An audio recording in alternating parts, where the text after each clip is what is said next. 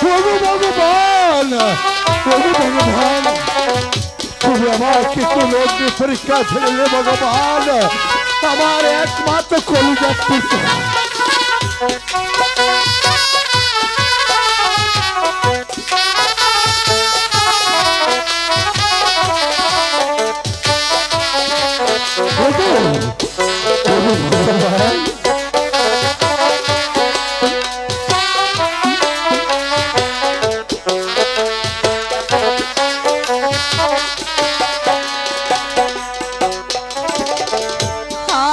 আমি চলেছি মারে স্বামীর বাড়ি গো, জানি না বিধি কি লেখাছে।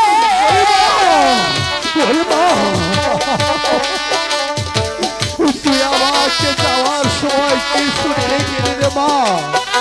দেখ প্রতিশ্রুতি দায়িত্ব এখানে বসা আছে রে মা। আমি চলেছি শ্বশুর বাড়ি গো, জানি না বিধি কি লেখাছে গো। ওই মা কাঁদিতে কাঁদিতে জনম যায় মা।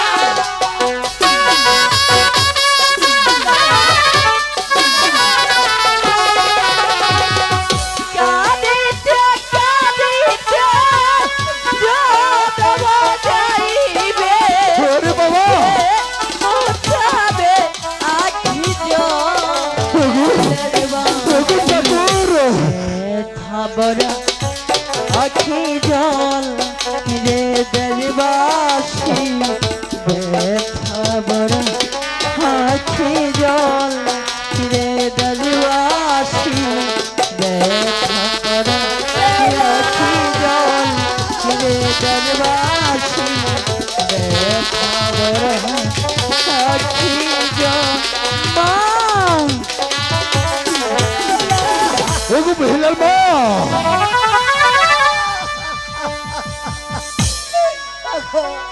তুমি আমার ওগো বেহুলার মা, ওগো আমার কাছে ছেড়ে দাও, ওগো বেহুলার মা, আমি তোকে ছাড়া থাকবো না তুমি আমার দিকে একটু তাকাই দেখো, কারণ দেখো একদিন একদিন তো তোমার বাবার বাড়ি থেকে তোমার তার থেকে যেদিন বেরিয়েছিলে সেদিনও তোমার পিতা মাতা এমন করে কান্দাকারি করেছিল। কারণ আমি পূর্বেই বলেছি এ দুনিয়ার উপরে যত খ্রিস্টান মুসলিম যত জাতি আছে সবই নারীর যে আসল ঠিকানা হলো স্বামীর বাড়ি। তাই তাই তোমাকে একটি কথা বলি, কারণ এ দুনিয়ার উপরে সবচেয়ে দোয়া হলো মায়ের দোয়া। কারণ কোন মা যদি তার সন্তানকে ওই ভগবানের দরবারে যদি হাত তুলে দোয়া করে তার যত বিপত্তি থাকুক ওই মায়ের সকল বিপদ কেটে যায়। কারণ তুমি 10 মাস 10 দিন তাকে ধরে রেখেছ।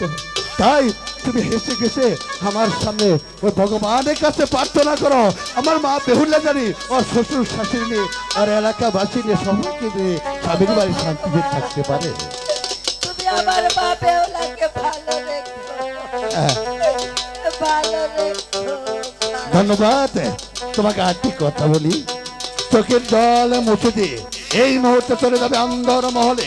আন্দর মহলে ঢুকে যে তুই আমাকে ভালোভাবে সাজিয়ে গজিয়ে দেবে। আমি যাবো এই মুহূর্তে পঞ্চপুর শহরে আমার মা বেহুলাকে দেখতে। আসো, আর বিলম্ব নয়।